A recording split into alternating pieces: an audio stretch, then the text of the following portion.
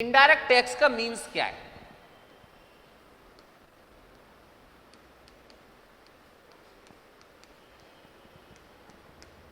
Indirect tax का means क्या है?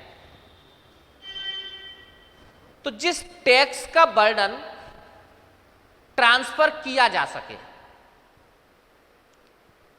उसे हम लोग बोलते हैं indirect tax. For example GST government ने सेलर के ऊपर इंपोज किया और सेलर ने इसे कस्टमर के बिल में ऐड कर दिया। कस्टमर के बिल में जब ये ऐड हो गया तो इसको फाइनली बर्डन कस्टमर पर पड़ रहा है, लेकिन इंपोज किया गया था सेलर के ऊपर। तो यहां पर आप देख रहे हो बर्डन ट्रांसफर हो गया। और जब टैक्स का बर्डन ट्रांसफर होता है तो इसे हम लोग बोलते हैं इनडायरेक्ट टैक्स। तो इनडायरेक्ट टैक्स में first GST,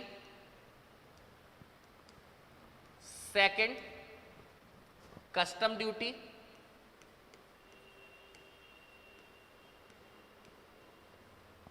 and third excise duty.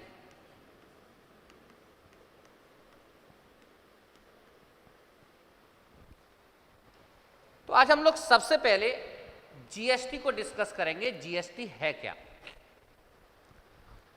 1 जुलाई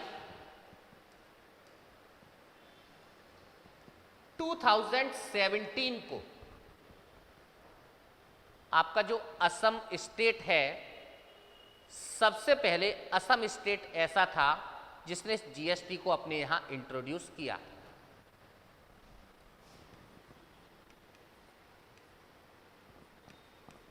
सबसे पहले असम स्टेट ऐसा था जिसने अपने यहां जीएसटी को इंट्रोड्यूस किया।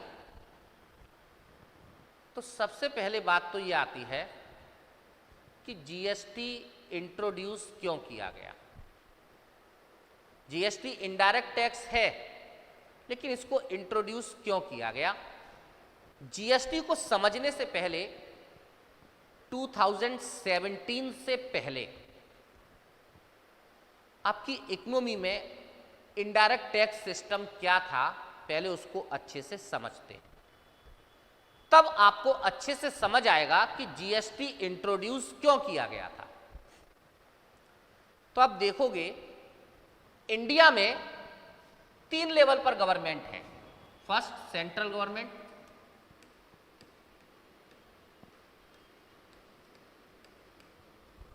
सेकंड स्टेट गवर्नमेंट और थर्ड लोकल गवर्नमेंट। इंडिया में टोटल 3 लेवल पर गवर्नमेंट है, सेंट्रल लेवल पर, स्टेट लेवल पर और लोकल गवर्नमेंट, जिसे डिस्ट्रिक्ट गवर्नमेंट हम लोग बोलते हैं। एक एग्जाम्पल से समझते हैं। आप इंडियन कॉन्स्टिट्यूशन के अकॉर्डिंग देखेंगे तो जो तीनों ही गवर्नमेंट हैं रेवेन्यू के मामले में इंडिपेंडेंट हैं। तीनों गवर्नमेंट का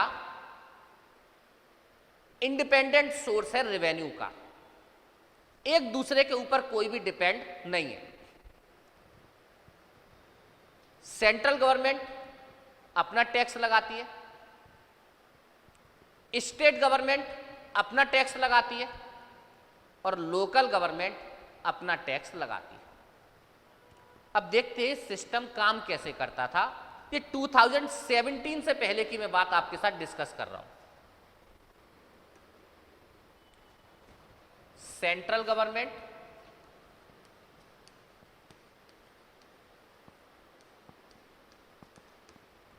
second state government and third local government. Suppose the price of A commodity is 100 rupees. एक कमोडिटी का प्राइस 100 रुपीज है, जिस पर सेंट्रल गवर्नमेंट 15% टैक्स इंपोज करती है स्टेट गवर्नमेंट भी 15% टैक्स इंपोज करती है and local government 10% tax impose करती है। तो सबसे पहले आपकी जो सेंट्रल गवर्नमेंट है ये टैक्स इंपोज करेगी।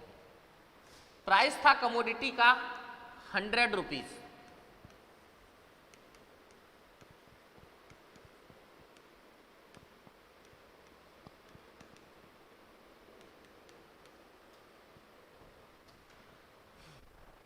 इनडायरेक्ट टैक्स जिसे आप लोग सर्विस टैक्स के अंदर इंक्लूड कर सकते हो, जीएसटी के सेल्स ऑफ गुड्स एक्ट के अंदर इंक्लूड कर सकते हो। सर्विस टैक्स सर्विस पर इंपोज होगा, सेल टैक्स गुड्स के ऊपर इंपोज होगा। तो 2017 से पहले सर्विस पर टैक्स अलग लगता था और गुड्स पर टैक्स अलग लगता था। तो यहां पर जो गुड्स है मैं उसी का रेट यहां पर लेकर के चल रहा हूं, एक एग्जाम्पल से आप समझने की कोशिश कीजिएगा। प्राइस ऑफ कमोडिटी 100 रुपीज और जो सेंट्रल गवर्नमेंट है ये 15% टैक्स इंपोज करती है।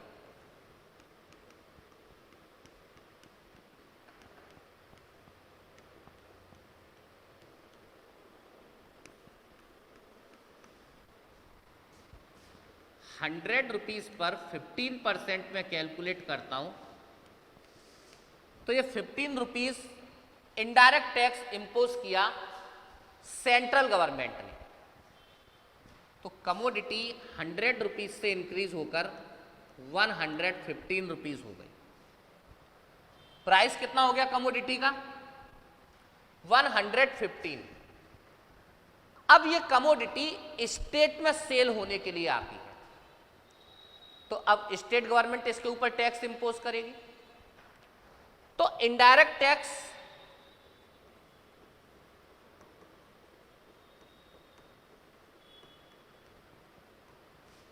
स्टेट गवर्नमेंट का क्या होगा? तो यहां पर जो स्टेट गवर्नमेंट है वो 115 रुपीज के ऊपर टैक्स इंपोज करेगी।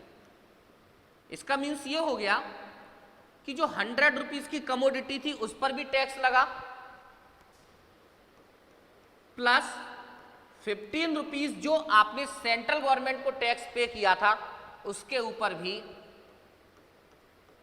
टैक्स इंपोज हो गया। ये 15 प्लस 2.25 17.25 रुपीज चार्ज किया स्टेट गवर्नमेंट ने। And the price of commodity in state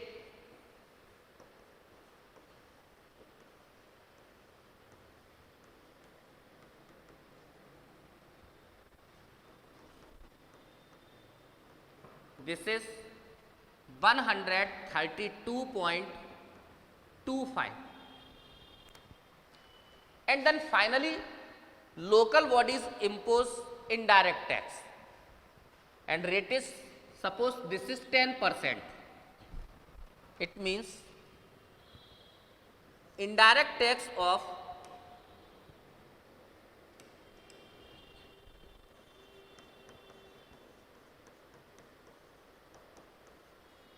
local government and local government impose on 132.25 rupees and this is 13.5 rupees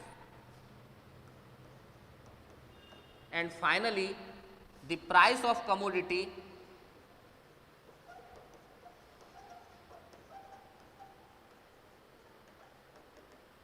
is 145.75 rupees. This is final price of commodity.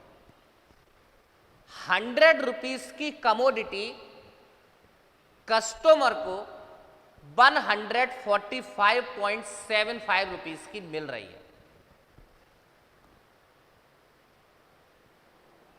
100 rupees की commodity 145.75 rupees की मिल रही है। तो आप देख रहे हैं कमोडिटी का प्राइस कितना इंक्रीज हो गया, बहुत ज्यादा इंक्रीज हो गया। ये एक बड़ा कारण है इंडिया में इन्फ्लेशन का। आप देखोगे कि जो आपका पेट्रोल है वो जीएसटी के दायरे में नहीं है। तो पुराने वाले सिस्टम से इस पर टैक्स इंपोज किया जाता है और फाइनली आप देखेंगे कि इस टैक्स सिस्टम की वजह से पेट्रोल का प्राइस हमारी कंट्री में काफी ज्यादा है। तो रीजन यही है, ये जो पुराना सिस्टम है इसमें 3 टाइम्स टैक्स इंपोज किया जाता था। First is central government, second state government and third local government, जिसकी वजह से कमोडिटी के प्राइस इंक्रीज होते थे और ये इंडिया में इन्फ्लेशन का एक बड़ा रीजन था। तो मैंने आपसे ये कहा कि जीएसटी इंट्रोड्यूस क्यों किया गया। तो first reason is inflation rate,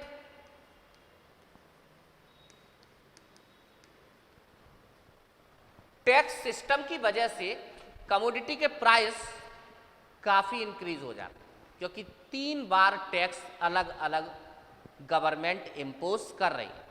first time central government, second time state government and third time local government and finally the price of commodity is very high. 100 rupees की कमोडिटी 145 रुपीज में हो गई। 45% price increase हुआ due to taxation system. तो जो inflation आपकी economy के अंदर रहा है उसका एक बहुत बड़ा रीजन पुराना टैक्स सिस्टम भी है। तो फर्स्ट रीजन आपको समझ में आया होगा कि जीएसटी इंट्रोड्यूस क्यों किया गया। तो पुराने टैक्स सिस्टम में इन्फ्लेशन रेट काफी ज्यादा होता था क्योंकि कमोडिटी के प्राइस इंक्रीज होते थे। Second reason is tax cascading.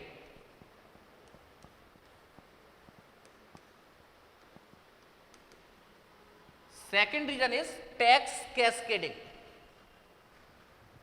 Tax cascading का मीन्स है टैक्स के ऊपर भी टैक्स लग रहा है, टैक्स के ऊपर भी टैक्स लग रहा है। मीन्स देखते हैं, इस एग्जाम्पल में कमोडिटी थी 100 रुपीज की और फर्स्टली इस 100 रुपीज पर टैक्स इंपोज हुआ and that is 15 rupees. State government ने कमोडिटी के प्राइस पर भी टैक्स लगाया और टैक्स के ऊपर भी टैक्स लगा दिया। जो 15 rupees as a indirect tax central government को पे किया गया था, उस 15 रुपीज पर भी स्टेट गवर्नमेंट ने टैक्स लगा दिया and this is 2.25 rupees and finally 17.25 rupees impose state government as a indirect tax and local government charge 13.25%। Reason 100 rupees पर भी टैक्स इंपोज हुआ है, इस 15 रुपीज के ऊपर भी टैक्स इंपोज हुआ, 17.25 रुपीज भी इसके अंदर इंक्लूड हो गया प्राइस के अंदर, यानी टैक्स के ऊपर भी टैक्स इंपोज हो रहा है। इसे हम लोग बोलते हैं tax cascading. Tax cascading, tax cascading की वजह से भी कमोडिटी के प्राइस इंक्रीज होते हैं और ये टैक्स प्रिंसिपल के अगेंस्ट है। एक तो गवर्नमेंट को हम टैक्स दें और टैक्स के ऊपर भी टैक्स पे करें, दैट इज अनफेयर। ये टैक्स सिस्टम के प्रिंसिपल के अगेंस्ट है। आपको याद है मैंने क्वेश्चन आपसे पूछा था कि जो इनकम टैक्स डिपार्टमेंट है वो टोटल इनकम को 5 हेड्स में डिवाइड करके इंडिविजुअल की इनकम कैलकुलेट करता है, जिसमें फर्स्ट हेड था income from salary, second head था income from house property. Third head था इनकम फ्रॉम बिजनेस और profession. Fourth head income from capital gain and finally income from other sources. Suppose मैंने SBI का share purchase किया है,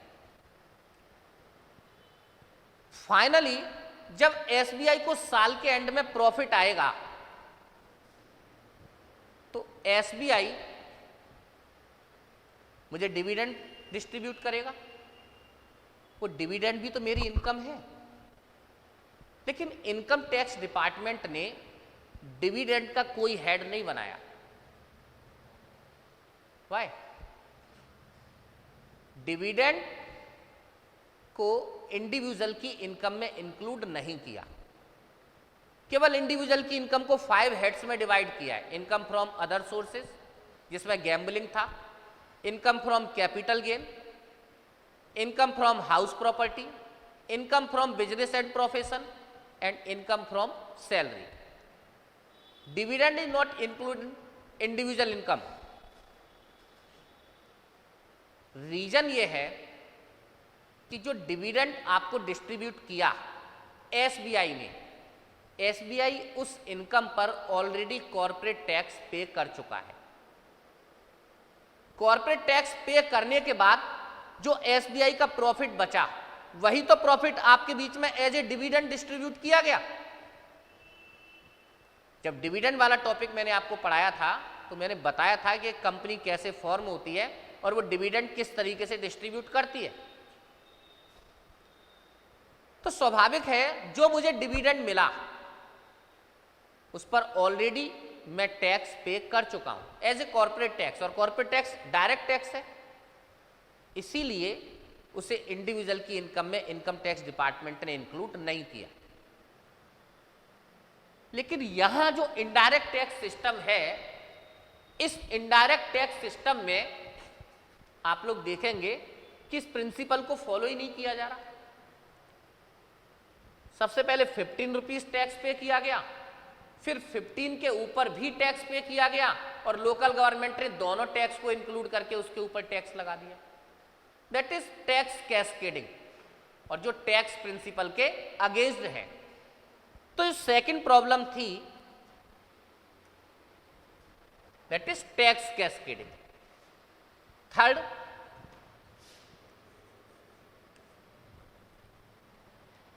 आप कभी UP और दिल्ली बॉर्डर को देखिए, सीएनजी जीएसटी के अंदर इंक्लूड नहीं है। 2017 से पहले तो कोई भी कमोडिटी जीएसटी के अंदर इंक्लूड नहीं थी। तो आप देखेंगे कि स्टेट गवर्नमेंट का जो टैक्स रेट है वो हर स्टेट में अलग अलग है।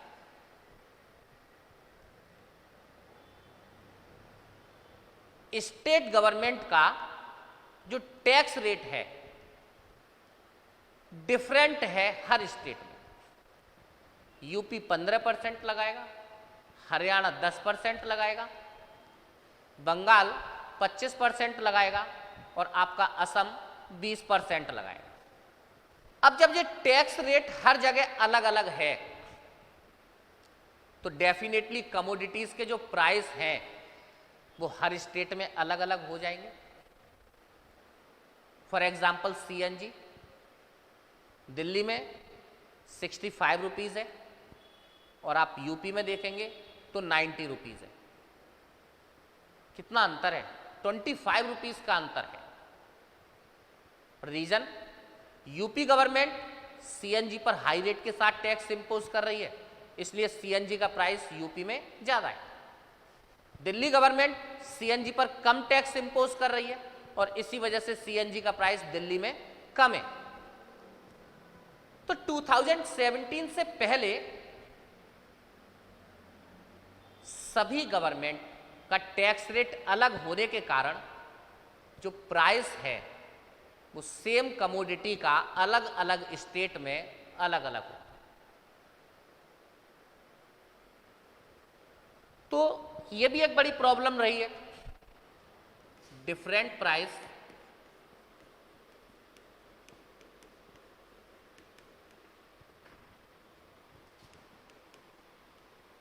इन स्टेट्स।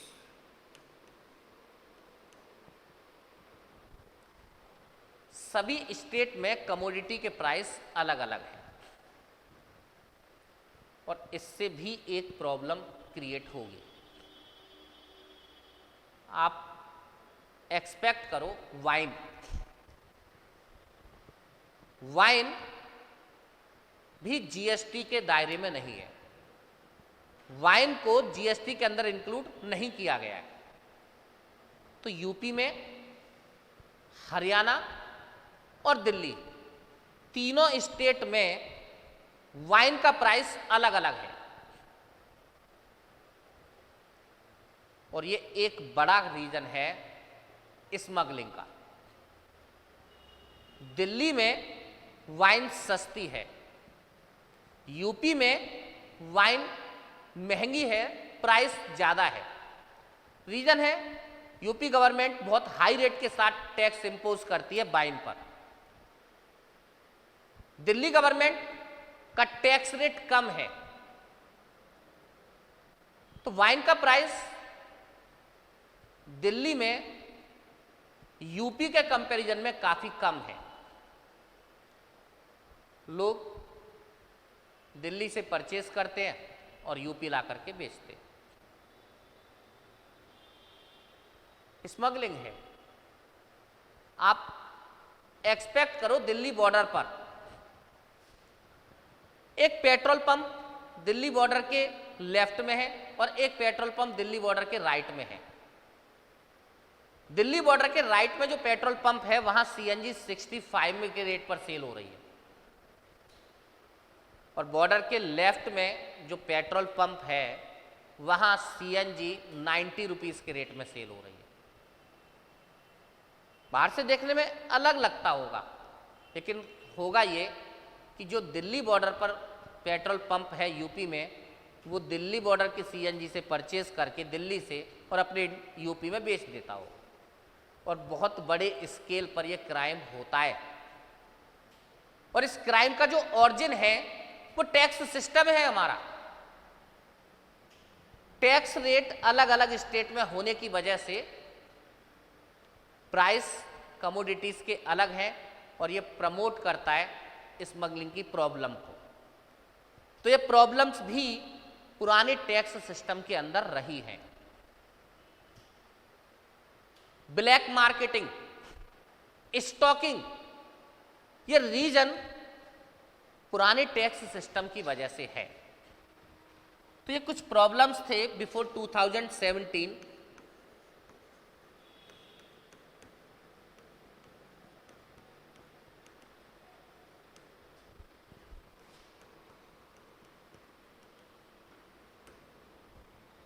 और इन प्रॉब्लम्स को सॉल्ट आउट करने के लिए 1 जुलाई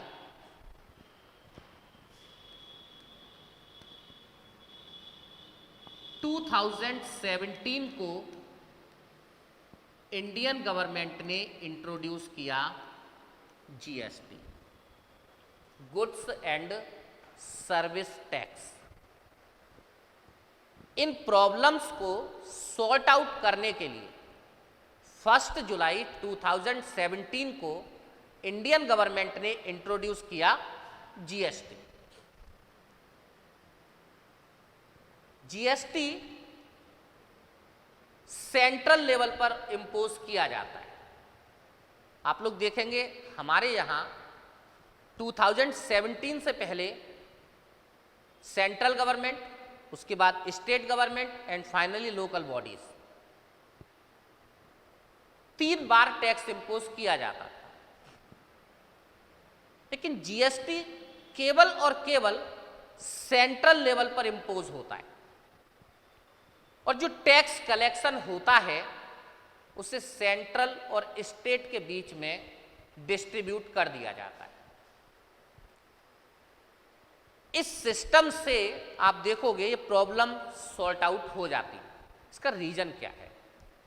तो समझते हैं दोस्तों, मेन प्रॉब्लम हमारे कॉन्स्टिट्यूशन में। आप देखोगे कि हमारे कॉन्स्टिट्यूशन में central government, state government and local authorities,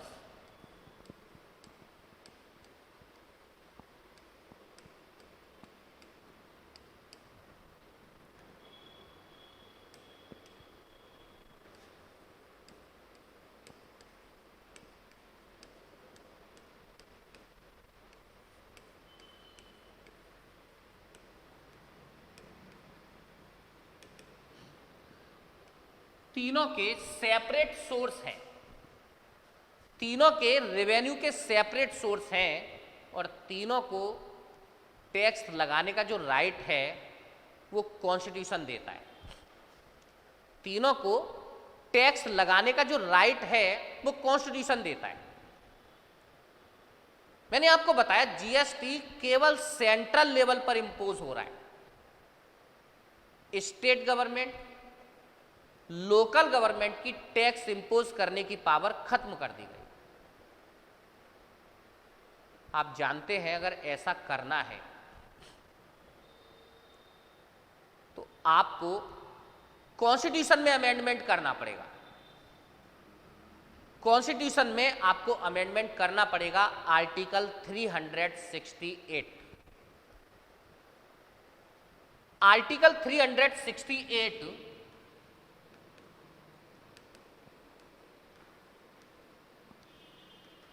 में स्पेसिफिक अमेंडमेंट, क्योंकि सेंट्रल और स्टेट के रिलेशन को अफेक्टेड करता है, सेंट्रल और स्टेट के रिलेशन को अफेक्टेड करता है, और इसीलिए ये specific type of constitutional amendment. और स्पेशल टाइप कॉन्स्टिट्यूशनल अमेंडमेंट के लिए आपने आर्टिकल 368 पढ़ा होगा। उसमें लोकसभा, राज्यसभा, पार्लियामेंट का अपर हाउस और लोअर हाउस दोनों में स्पेसिफिक मेजॉरिटी प्लस इंडिया में जितने भी स्टेट लेजिस्लेटिव हैं, स्टेट लेजिस्लेटिव की सिंपल मेजॉरिटी अगर अमेंडमेंट के फेवर में है तब हम लोग स्पेसिफिक अमेंडमेंट आर्टिकल 368 के अंडर में कर सकते हैं। Lok Sabha, Rajya Sabha, lower house and upper house दोनों में specific majority. Specific majority means total voting का 1.5 + 1 एंड वोटिंग में कंट्रीब्यूशन का 2/3, ये स्पेसिफिक मेजॉरिटी है। तो lower house and upper house में स्पेसिफिक मेजॉरिटी चाहिए, और इंडिया में जितने भी स्टेट लेजिस्लेटिव हैं, सपोज 31 स्टेट लेजिस्लेटिव है इंडिया में, इसका मतलब 16 लेजिस्लेटिव अगर अमेंडमेंट का सपोर्ट करें तो कॉन्स्टिट्यूशन में अमेंडमेंट पॉसिबल है, अदरवाइज नहीं। अब आप खुद सोचिए, स्टेट गवर्नमेंट इस फेवर में होगी कि कॉन्स्टिट्यूशन में अमेंडमेंट किया जाए और उसके रेवेन्यू के सोर्स को खत्म कर दिया जाए। पुराने सिस्टम में स्टेट गवर्नमेंट के रेवेन्यू के सोर्स इंडिपेंडेंट थे सेंट्रल गवर्नमेंट से। क्या स्टेट गवर्नमेंट अपनी इस पावर को कम करना चाहेगी? कभी नहीं चाहेगी। स्वाभाविक सी बात है, लेजिस्लेटिव जो असेंबली है उसका कंसेंट इस फेवर में होगा ही नहीं। और सबसे बड़ी बात, 2002 से 2014 तक कांग्रेस गवर्नमेंट थी जो फुल मेजॉरिटी में नहीं थी। जब लोअर हाउस में आपके पास फुल मेजॉरिटी नहीं है तो लोअर हाउस में आप स्पेसिफिक मेजॉरिटी कैसे लेके आओगे? उसके बाद आपको अपर हाउसेज में चाहिए, उसके बाद जितने भी स्टेट हैं उन सभी स्टेट की जो लेजिस्लेटिव है उसका सपोर्ट चाहिए, क्योंकि कांग्रेस फुल मेजॉरिटी में नहीं थी और इसी वजह से जीएसटी इंट्रोड्यूस नहीं किया जा सका, क्योंकि कॉन्स्टिट्यूशन में अमेंडमेंट करना पॉसिबल नहीं था। 2014 में एनडीए गवर्नमेंट फुल मेजॉरिटी के साथ आती है, लोअर हाउस में भी फुल मेजॉरिटी थी, अपर हाउसेस में भी फुल मेजॉरिटी थी, और आप देखोगे जितने स्टेट थे इंडिया के उनमें 50% से ज्यादा स्टेट में मेजॉरिटी थी बीजेपी।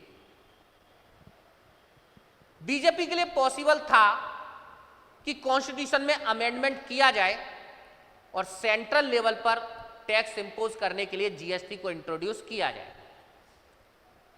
तो बीजेपी ने 100th कॉन्स्टिट्यूशन अमेंडमेंट किया।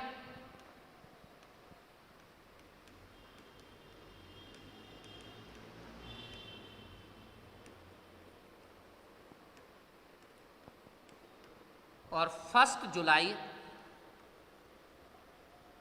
2017 में जीएसटी इंट्रोड्यूस किया। मुझे लगता है आपको ये बात समझ आई होगी कि जीएसटी इंट्रोड्यूस करने में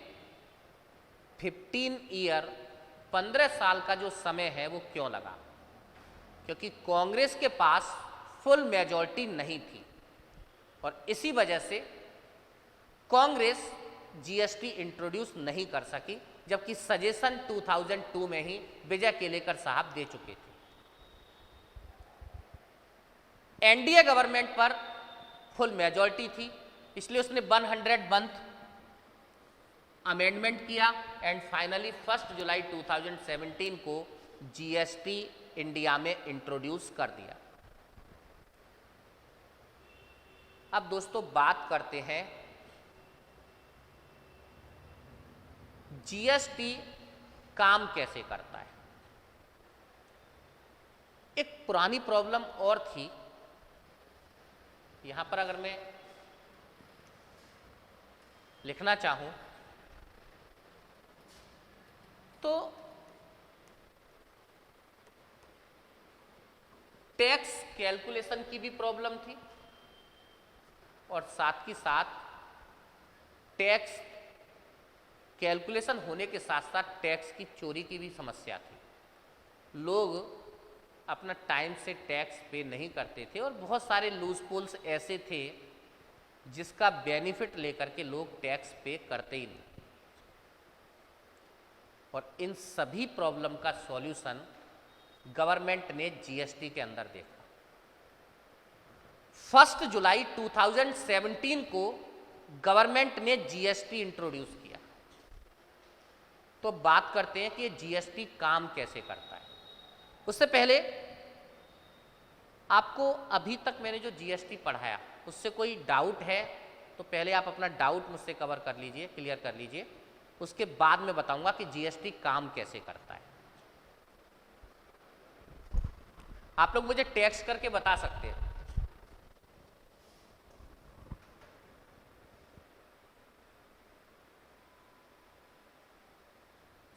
नॉट बिजी।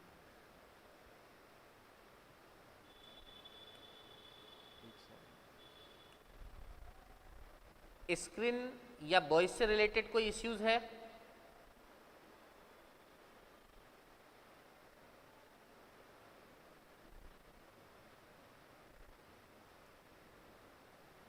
आप लोग मुझे टेक्स्ट करके बता दीजिए जीएसटी से रिलेटेड कोई प्रॉब्लम।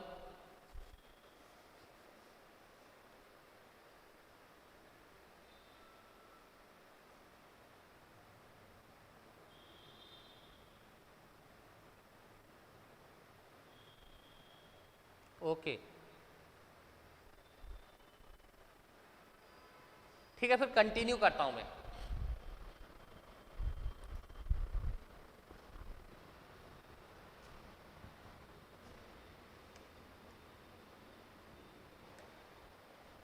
जीएसटी काम कैसे करता है इसको समझते हैं।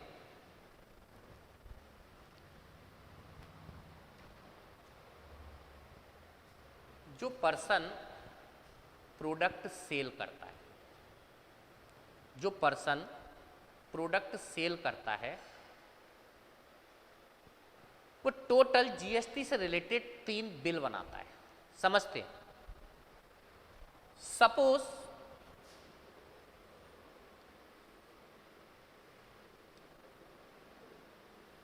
मैंने 10 लाख रुपीस का प्रोडक्ट सेल किया, 10 लाख रुपीस का प्रोडक्ट सेल किया एंड जीएसटी रेट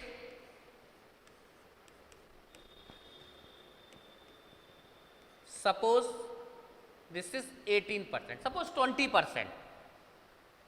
कैलकुलेशन आसान हो जाएगी। इसका मीन्स जब मैं 10 लाख रुपए का प्रोडक्ट सेल करूंगा तो मुझे इस पर 20% टैक्स पे करना है।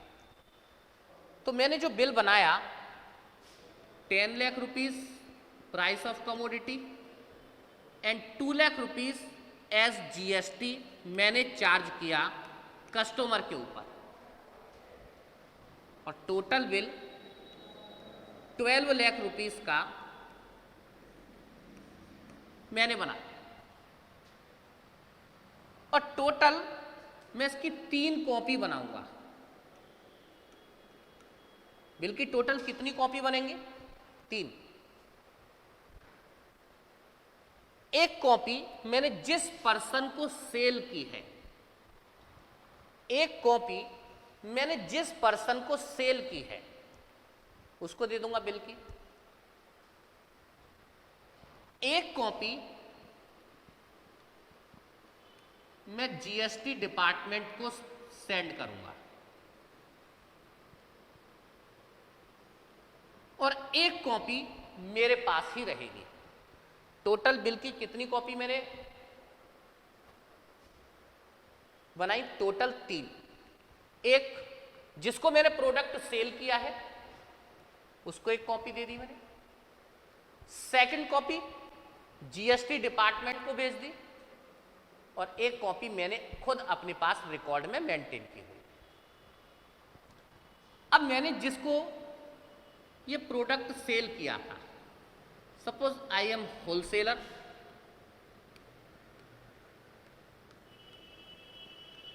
होलसेलर रिटेलर को प्रोडक्ट बेचता है और रिटेलर कस्टमर को प्रोडक्ट बेचता है। होलसेलर रिटेलर को and retailer sell out to the customer.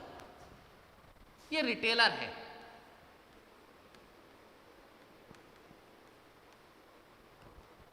इस रिटेलर ने 10 लाख रुपीस का प्रोडक्ट मेरे से परचेज किया है और इस प्रोडक्ट को 15 लाख रुपीस में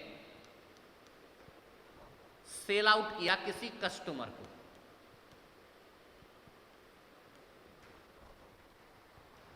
तो ये जो रिटेलर है ये भी 3 कॉपी बनाएगा,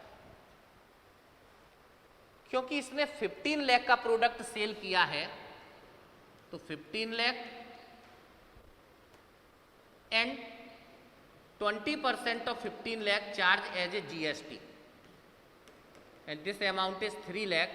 ये टोटल बिल 18 लाख का होगा।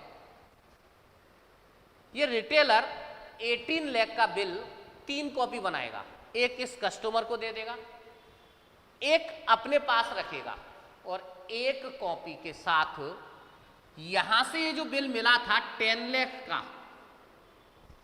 यहां से ये बिल मिला था 10 लाख का, इस 10 लाख के बिल को स्टेपल करके इसको भेज देगा।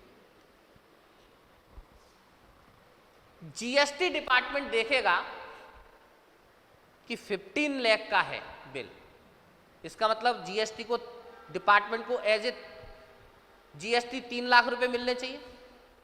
लेकिन जीएसटी डिपार्टमेंट जैसे ही देखेगा कि उसके नीचे एक बिल और लगा हुआ है, ये बिल वो है जो इस सेलर ने इस रिटेलर को दिया, और इस बिल की एक कॉपी ऑलरेडी जीएसटी डिपार्टमेंट के पास अवेलेबल है, जो इस रिटेलर ने यानी जो होलसेलर है इसने सेंड की थी। इसने इस बिल के साथ जो 2 lakh rupees as a GST charge किया था, वो 2 लाख रुपीज भी जीएसटी को पे किए।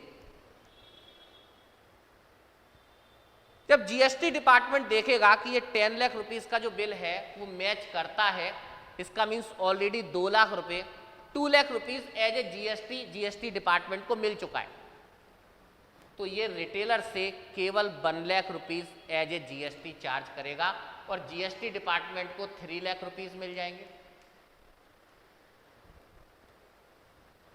रिटेलर ने जो 2 lakh rupees as a GST इसको पे किया था, इसको 2 लाख रुपीस इस कस्टमर से मिल गए, और फाइनली जो जीएसटी बर्डन था वो इस होलसेलर से ट्रांसफर हो गया किसकी तरफ?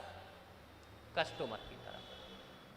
एक बार फिर से रिपीट कर रहा हूं, इस प्रोसेस को समझ लीजिए।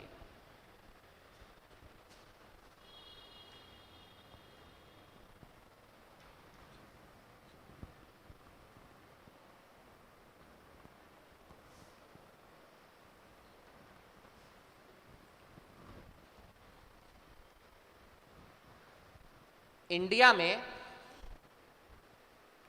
होलसेलर रिटेलर को प्रोडक्ट सेल करता है और रिटेलर कस्टमर को प्रोडक्ट सेल करता है। सप्लाई चेन है, होलसेलर रिटेलर को और रिटेलर कस्टमर को। तो सपोज ये एक होलसेलर है,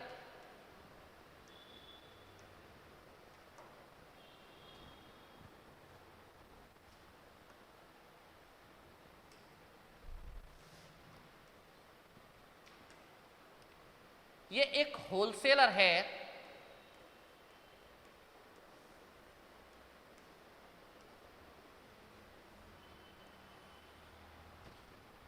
और इस होलसेलर ने 10 लाख रुपीस का प्रोडक्ट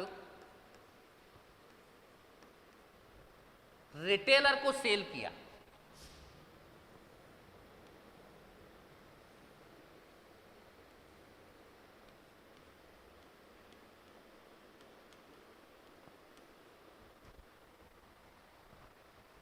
और सपोज जीएसटी रेट 20% है,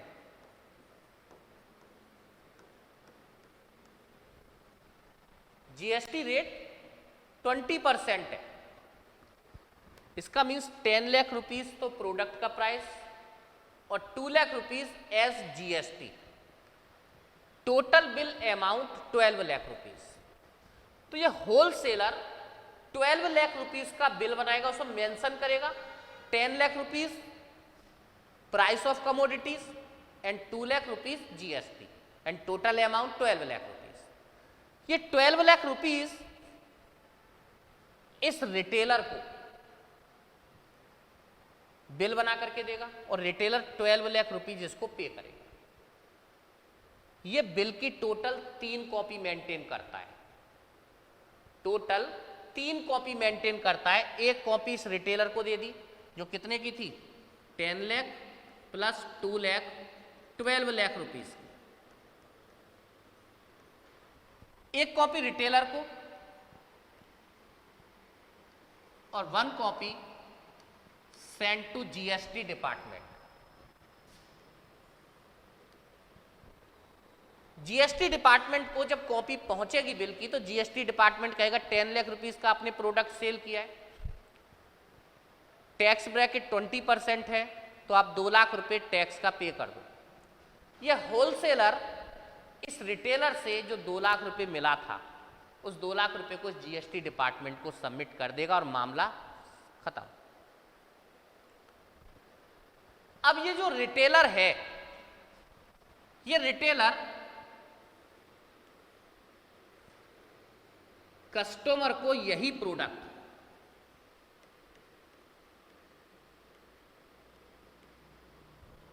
15 लाख रुपीस में सेल करता है।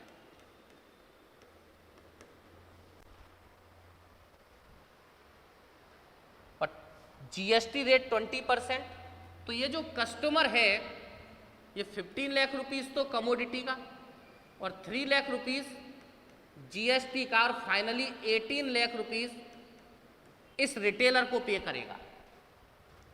रिटेलर को 18 लाख रुपीस पे करेगा। ये भी टोटल 3 कॉपी मेंटेन करेगा, 1 कॉपी तो इस कस्टमर को दे देगा।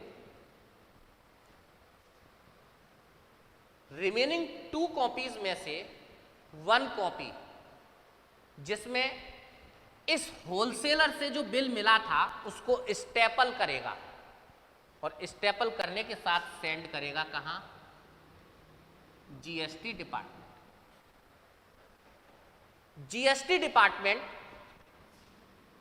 कैलकुलेट करेगा कि 15 लाख का प्रोडक्ट सेल हुआ है तो 3 लाख रुपए उसे एज ए जीएसटी चाहिए। लेकिन जब वो नीचे का बिल देखेगा तो वो देखेगा कि 10 लाख रुपीस का ये बिल है और इस पर ऑलरेडी इस वाले बिल के साथ ये वाला बिल मैच करता है। तो ऐसी स्थिति में टैक्स क्रेडिट मिलेगा।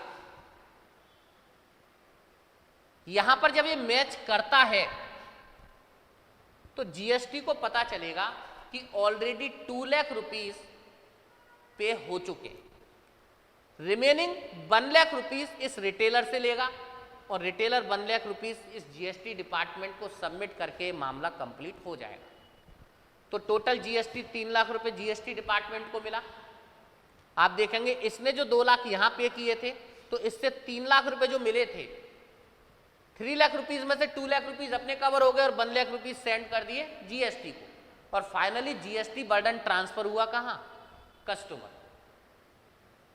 इससे एक बेनिफिट यह होगा कि बीच से ये सिस्टम खत्म हो जाएगा, लोग टैक्स टाइम से पे करेंगे।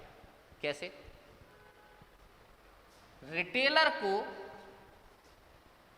टैक्स क्रेडिट जब मिलेगा जब इस बिल के साथ ये बिल मैच करता है।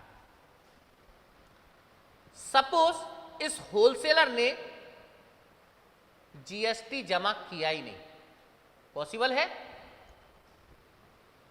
जब जीएसटी जमा नहीं हुआ तो यहां से बिल यहां नहीं पहुंचेगा। रिटेलर जब उस स्टेपल के साथ उस बिल को भेजेगा तो जीएसटी डिपार्टमेंट कहेगा इसका टैक्स क्रेडिट आपके लिए पॉसिबल नहीं है क्योंकि यहां से कोई भी टैक्स जीएसटी को नहीं मिला है।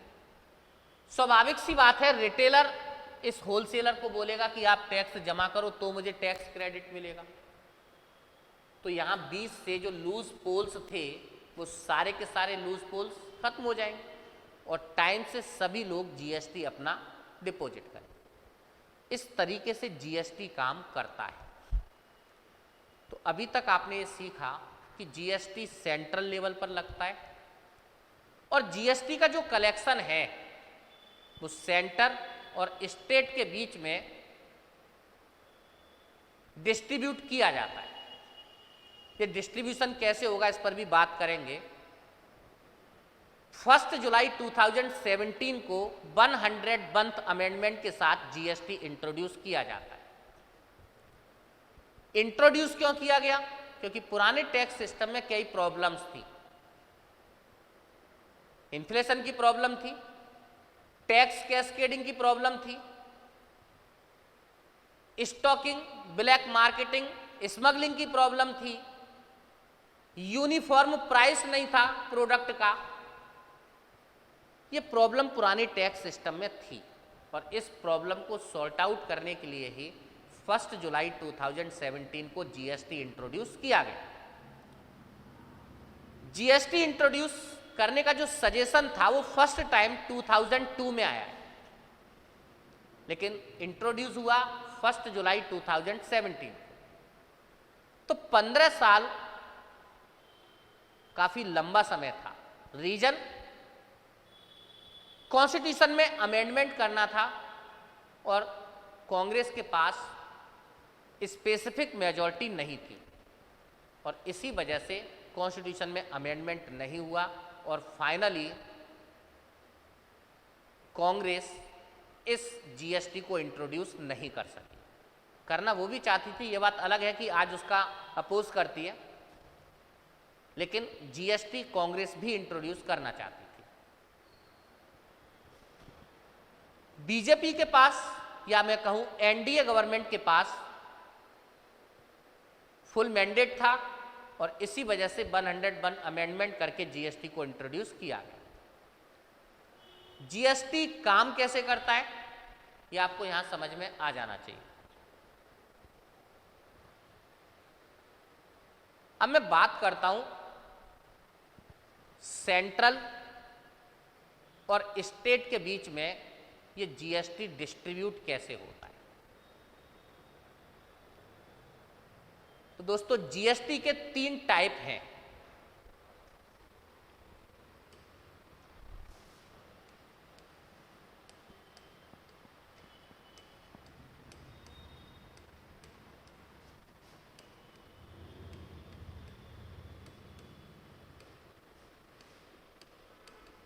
First CGST,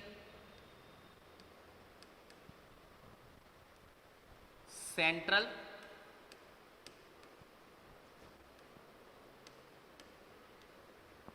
goods and service tax,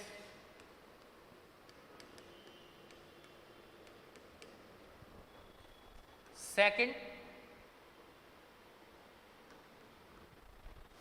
SGST,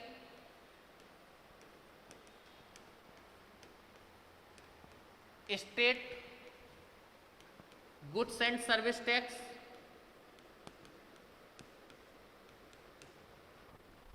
and third IGST, integrated goods and service tax, CGST, SGST and IGST. CGST, SGST और आईजीएसटी को समझने से पहले आप इंट्रा स्टेट सेल और इंटर स्टेट सेल को और समझ लीजिए।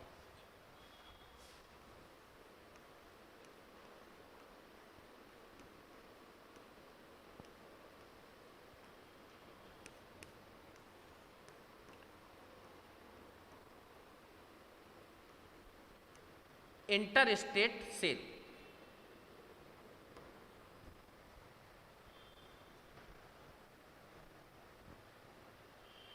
मैं यूपी में आगरा से बिलोंग करता हूं और आप गुवाहाटी से बिलोंग करते हैं।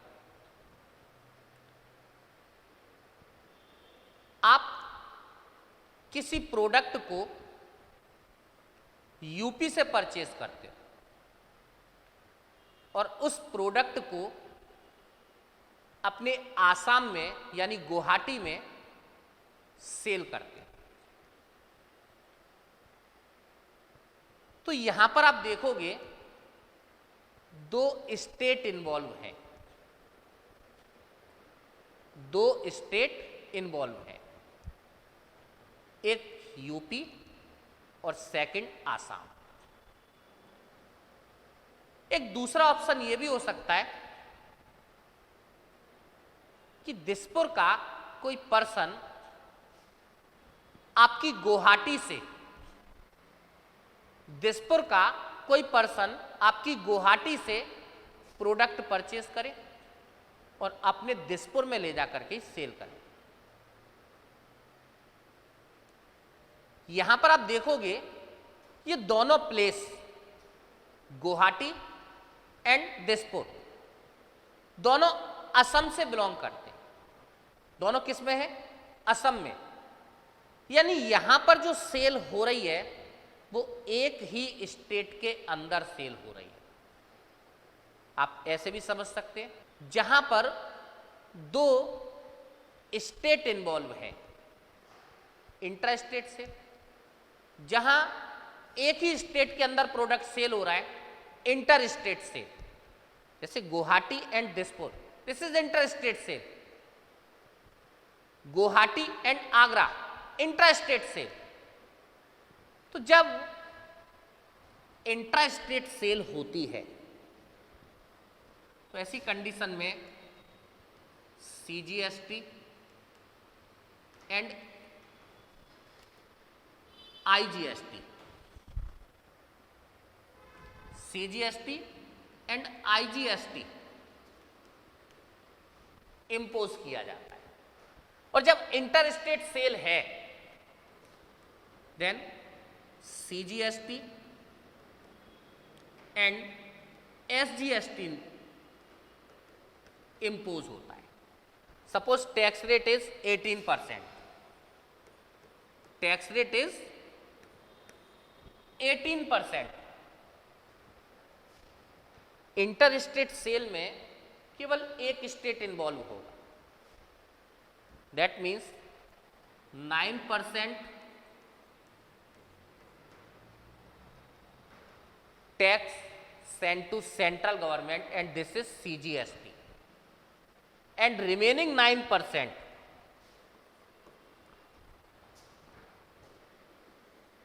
SGST and this is sent to state government। जिस स्टेट में प्रोडक्ट सेल हो रहा है उस स्टेट को दिया जाएगा। जैसे मैंने आपसे कहा, एक पर्सन आगरा से प्रोडक्ट परचेज करके मथुरा सेल करता है, आपके गुवाहाटी से प्रोडक्ट परचेज करके दिसपुर सेल करता है, तो यहां 9% टैक्स सेंट्रल गवर्नमेंट को जाएगा एंड रिमेनिंग 9% आपके असम को मिल जाएगा। This is CGST and SGST and it is impose on inter state cell.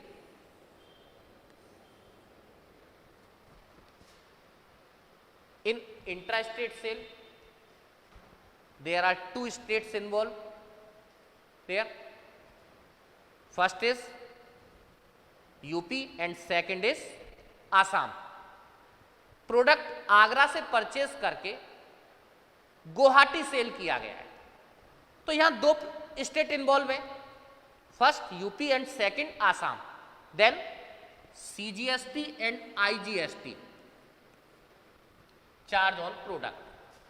Suppose the GST rate is 18%, it means 9% tax as CGST and sent to central government, and remaining 9% will be divided in two states, first is UP and second is Assam। It means 4.5% tax sent to Assam and remaining 4.5% tax sent to UP। यानी CGST 50% central government के पास रहेगा और remaining 50% Assam and UP में division किया जाएगा। This is IGST and CGST। मुझे लगता है आपको inter state and intra state sale समझ आई हो।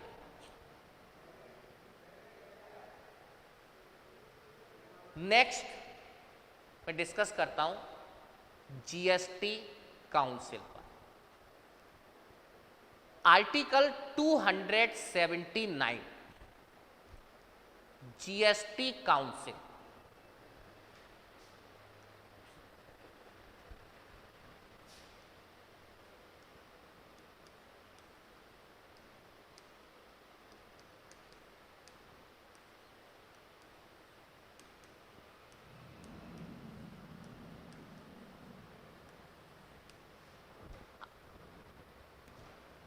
GST Council form under the Article 279 of Indian Constitution। जो आपका आर्टिकल 279 है उसी के अंडर में GST काउंसिल को फॉर्म किया गया and the head of GST council is finance minister of central government.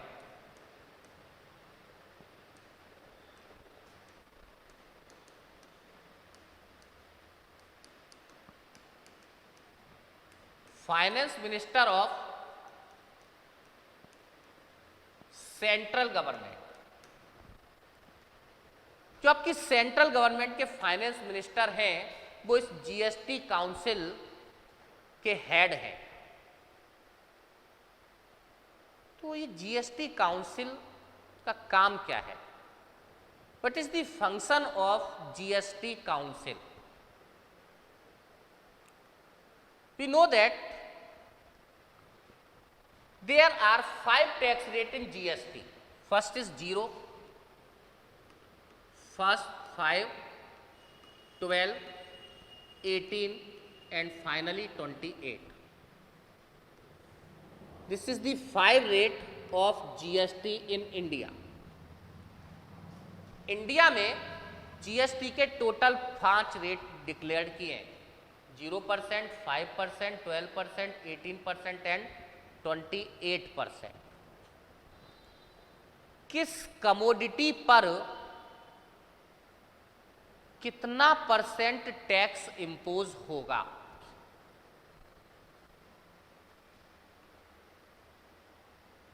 ये डिसाइड करती है जीएसटी काउंसिल।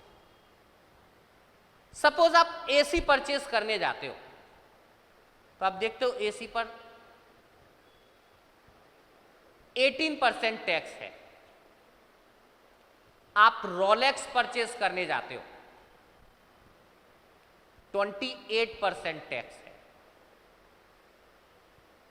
कौन डिसाइड करता है कि किस कमोडिटी पर कितना परसेंट टैक्स इंपोज किया जाएगा? किस कमोडिटी पर कितना परसेंट टैक्स इंपोज किया जाएगा, ये कौन डिसाइड करता है? रोलेक्स पर 28% होगा, एसी पर 18% होगा, जो अनपैक्ड मिल्क है उस पर 0% टैक्स होगा। ये कौन सी बॉडी है जो ये डिसाइड करती है? तो ये जो जीएसटी काउंसिल है ये डिसाइड करती है कि किस कमोडिटी के ऊपर कितना परसेंट टैक्स इंपोज होगा। सिंपल फंडा, पेट्रोलियम और वाइन, इसको जीएसटी के अंदर इंक्लूड नहीं किया गया है। इस पर भी बात करेंगे कि इसको इंक्लूड क्यों नहीं किया गया है। पेट्रोलियम और जीएसटी, इनको अगर हम एक्सक्लूड कर दें तो सभी कमोडिटीज जीएसटी में शामिल हैं, इंक्लूड हैं जो पैकिंग में सेल होती है। All commodities which is sales in packing. जो भी कमोडिटी पैकिंग में सेल हो रही है, चाहे वो साल्ट हो और चाहे मिल्क हो, मिल्क इज नेसेसरी, लेकिन जो मिल्क पैकिंग में सेल हो रहा है, आप उस पर देखेंगे अमूल, जो अमूल की पैकिंग है आप उस पर देखना, उस पर भी जीएसटी इंपोज है। लेकिन अगर आप मिल्क जो है वो पैकिंग में नहीं है, अनपैक्ड मिल्क है, तो उस पर कोई भी जीएसटी चार्ज नहीं। तो जो भी कमोडिटी अनपैक्ड सेल हो रही है उस पर जीएसटी नहीं है, बाकी सभी कमोडिटीज जीएसटी के दायरे में आती है। ये किस कमोडिटीज पर क्या रेट होगा, इस रेट को डिसाइड करता है कौन? GST council.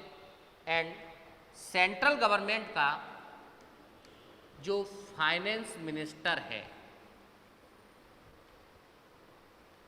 Head of GST council, GST council का वो हेड हो, यही काउंसिल सेट करती है कि किस प्रोडक्ट पर कितना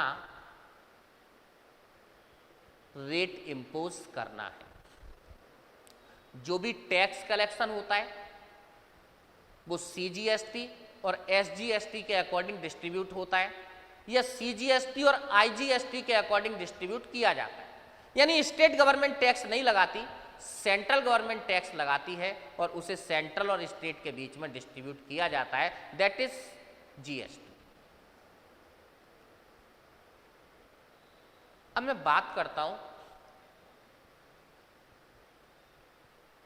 wine and petroleum. wine and petroleum is not included in GST. Why? इन दोनों को जीएसटी के अंदर इंक्लूड क्यों नहीं किया गया? रीजन क्या है?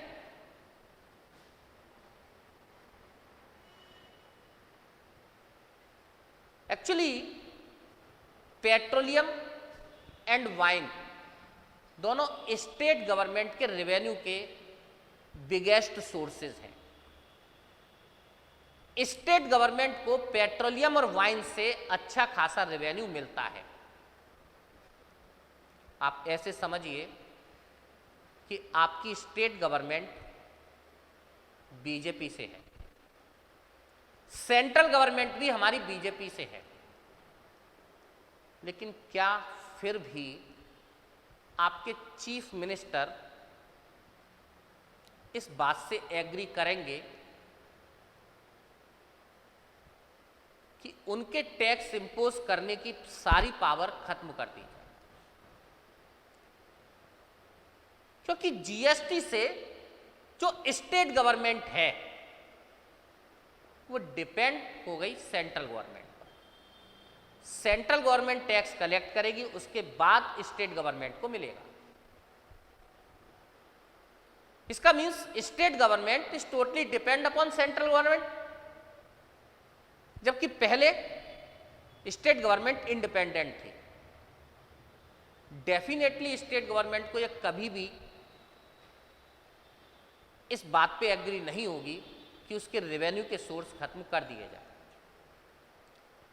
क्योंकि यहां स्पेसिफिक मेजॉरिटी चाहिए थी, स्पेसिफिक अमेंडमेंट करना था, और इसलिए स्टेट लेजिस्लेटिव का कंसेंट बहुत इंपॉर्टेंट था।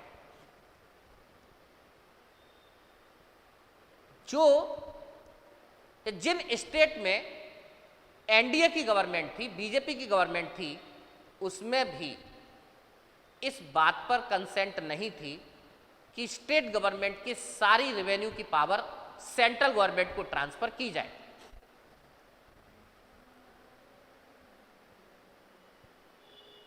सेंट्रल और स्टेट के बीच में यहां बार्गेनिंग होती है। स्टेट ने टर्म एंड कंडीशन रख दी कि हम इस अमेंडमेंट पर सपोर्ट जब करेंगे, कंसेंट जब देंगे, जब जीएसटी से वाइन और पेट्रोलियम इन दोनों को बाहर रखा जाए। अदरवाइज जिन स्टेट में बीजेपी की भी गवर्नमेंट थी वो भी इस अमेंडमेंट के अगेंस्ट थे,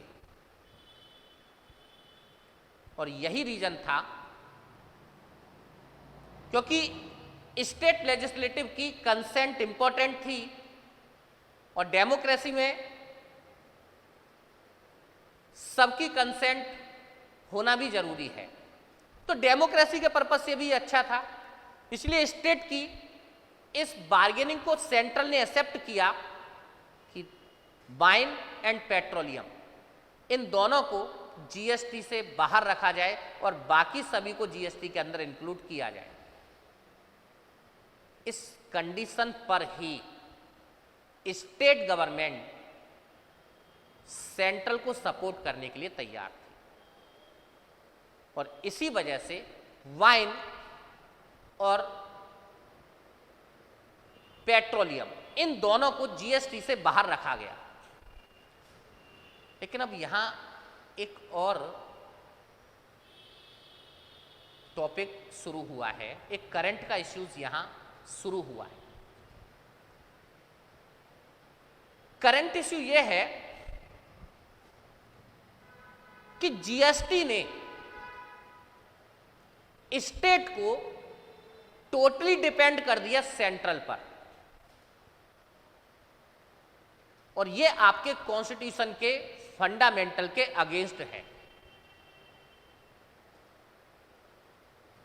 यह बात सही है कि अमेंडमेंट कॉन्स्टिट्यूशनली किया गया है तो है कॉन्स्टिट्यूशनल, लेकिन जो कॉन्स्टिट्यूशन का जो फंडामेंटल है, बेसिक स्ट्रक्चर है, उसके अगेंस्ट बनता है।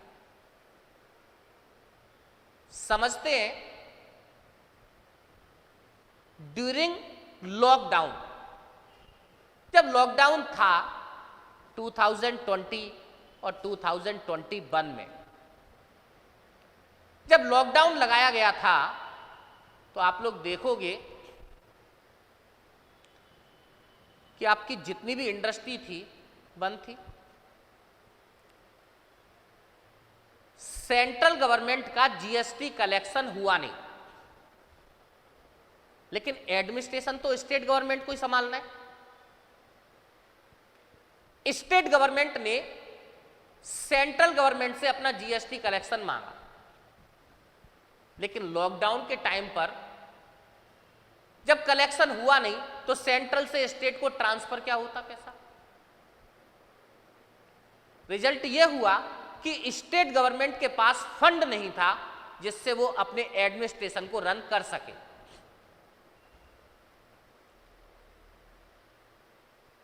आपको याद होगा लॉकडाउन के बाद जो सबसे पहले खोलने की बात थी वो आपके वाइन शॉप थी। लॉकडाउन में भी जिसको खोलने की परमिशन दी गई वो वाइन शॉप थी। रीजन, सेंट्रल गवर्नमेंट से फंड ट्रांसफर नहीं हुआ स्टेट गवर्नमेंट को, और स्टेट गवर्नमेंट को अपना एडमिनिस्ट्रेशन रन करना है तो उसे फंड चाहिए। टैक्स वो लगा नहीं सकती क्योंकि according to 101 amendment state government की टैक्स लगाने की पावर खत्म हो। अब स्टेट गवर्नमेंट रन कैसे हो, क्योंकि पेट्रोल पंप ऑलरेडी पहले से ही खुले हुए थे, इसलिए वहां से तो रेवेन्यू आ रहा था, लेकिन वो रेवेन्यू सफिशिएंट तो नहीं था। इसीलिए मजबूरी में लॉकडाउन के दौरान ऑलमोस्ट सभी गवर्नमेंट ने, स्टेट गवर्नमेंट ने वाइन शॉप को शुरू किया ताकि इंस्टेंटली उनको टैक्स का अमाउंट मिल सके और उससे एडमिनिस्ट्रेशन को रन किया जा सके। ये सिस्टम तो रन हो गया, लेकिन यहां से एक नया इश्यू शुरू हो गया सेंट्रल स्टेट रिलेशन का। इन फ्यूचर अगर फिर कभी इस तरीके का लॉकडाउन इंडिया में होता है तो स्टेट गवर्नमेंट कैसे रन करेगी, क्योंकि जीएसटी ने स्टेट को पूरे तरीके से सेंट्रल के ऊपर डिपेंड कर दिया है। और ये एक नया इश्यू इंडिया में शुरू हुआ है। पार्लियामेंट में इस पर कई बार डिबेट हुई है, लेकिन अभी तक इसका कोई फाइनल सॉल्यूशन निकल करके सामने नहीं आया।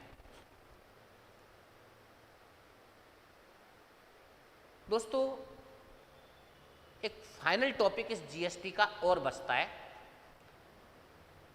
प्रेजेंट में इस जीएसटी की प्रॉब्लम क्या है? प्रेजेंट में इस जीएसटी की प्रॉब्लम क्या है? आप लोग देखोगे बिफोर 2017 जो हमारी गवर्नमेंट थी, क्योंकि सेल टैक्स को, सर्विस टैक्स को ऐसे टोटल 17 सेंट्रल गवर्नमेंट और स्टेट गवर्नमेंट के टैक्स को रिप्लेस करके इस जीएसटी को इंट्रोड्यूस किया गया। तो जो पहले सर्विस टैक्स या सेल टैक्स कलेक्ट होता था वो एनुअली कलेक्ट होता था। क्वार्टरली आप एडवांस पे करते थे, लेकिन फाइनल जो टैक्स की कैलकुलेशन होती थी at the end of year होती थी। तब आपके पूरे साल का टैक्स कैलकुलेट होता था, आपने जो एडवांस जमा कर दिया वो डिडक्ट होता था और फाइनल रिमेनिंग अमाउंट आप डिपॉजिट करते थे। लेकिन आप लोग देखोगे कि ये जो जीएसटी की कैलकुलेशन है वो हर महीने की जाती है। जीएसटी की जो कैलकुलेशन है वो हर महीने होती है। आप लोग देखते होंगे नवंबर में टोटल जीएसटी कलेक्शन, दिसंबर का, जनवरी का, गवर्नमेंट हर महीने जीएसटी कलेक्शन का डेटा शो करती है। इसका मीन्स जो जीएसटी है वो हर महीने कलेक्ट होता है। यानी ये जो होलसेलर था या जो रिटेलर है इसे हर महीने जीएसटी डिपॉजिट करना पड़ेगा।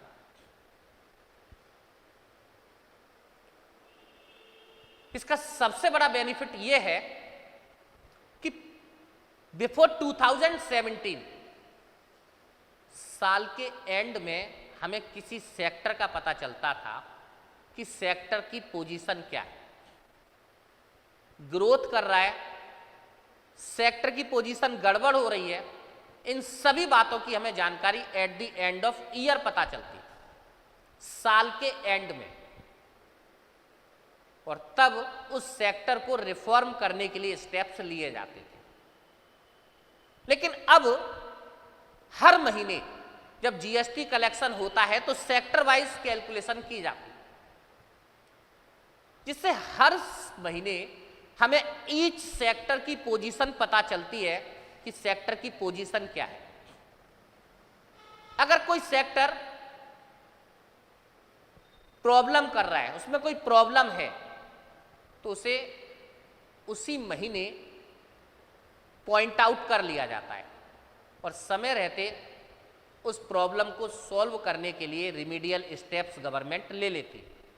लेकिन पुराने सिस्टम में साल के एंड में जाकर के हमको पता चलता था, साल के एंड में जाकर के हमको पता चलता था कि किस सेक्टर में क्या प्रॉब्लम हुई है, क्योंकि जो डेटा आता था उसके बाद हमको पता चलता था। तो जीएसटी हर महीने कलेक्ट किया जाता है और कलेक्ट करने का रीजन यही है कि समय रहते हमें इसके विषय में जानकारी मिल जाती है। दोस्तों, अभी इस जीएसटी के टॉपिक में एक टॉपिक छूटता है, प्रॉब्लम्स, कि जीएसटी में प्रेजेंट में प्रॉब्लम्स क्या है। 1 जुलाई 2017 को जीएसटी इंट्रोड्यूस किया गया था। आज से मैं आप लोगों को हर क्लास में एक क्वेश्चन मेंस का जरूर दूंगा और आपको उसका आंसर राइटिंग करना है। और आंसर राइटिंग करने के बाद यूपीएससी इकोनॉमिक्स पंकज गुप्ता, आप टेलीग्राम चैनल को सर्च करेंगे और सर्च करने के बाद आप उस पर अपने आंसर सेंड कर सकते हो या आप मुझे व्हाट्सएप पर भी सेंड कर सकते हैं। मैं आपके आंसर्स पढ़ने के बाद आपको बता सकता हूं कि आप कितना सही आंसर लिख पा रहे हैं। अगर आंसर में कोई प्रॉब्लम होगी तो मैं आपको बता दूंगा कि आप आंसर को इस तरीके से सही कर सकते हैं। लेकिन ईच क्लास में मैं आपको एक क्वेश्चन जरूर दूंगा जिससे आपकी आंसर राइटिंग स्किल्स डेवलप हो सके। 1 जुलाई 2017 को जीएसटी इंट्रोड्यूस किया गया था और 5 साल हो चुके हैं। तो सिंपल है, आपसे जीएसटी को इवैल्यूएट करवा सकता है 2023 के मेंस में कि जीएसटी के जो गोल्स थे उन गोल्स को अचीव करने में जीएसटी कितना सक्सेस हुआ है। आप इस पर अपना आंसर लिखना है। जीएसटी सक्सेस हुआ है या फेलियर है, इस पर आपको अपना आंसर लिखना है। ये आप लोगों का आज की क्लास का क्वेश्चन है। आप आंसर मुझे मेरे व्हाट्सएप पर या मेरे टेलीग्राम चैनल पर सेंड कर सकते हैं। दोस्तों, अभी नेक्स्ट क्लास में भी जीएसटी चलेगा, 10 to 15 मिनट्स जीएसटी अभी और चलेगा और उसके बाद टैक्स के बाद नॉन टैक्स रिसिप्ट वाली बजट की लैग में आपकी शुरू करूंगा। अब यदि आपका कोई डाउट है क्लास से रिलेटेड तो आप लोग मुझे टेक्स्ट करके बता सकते हो।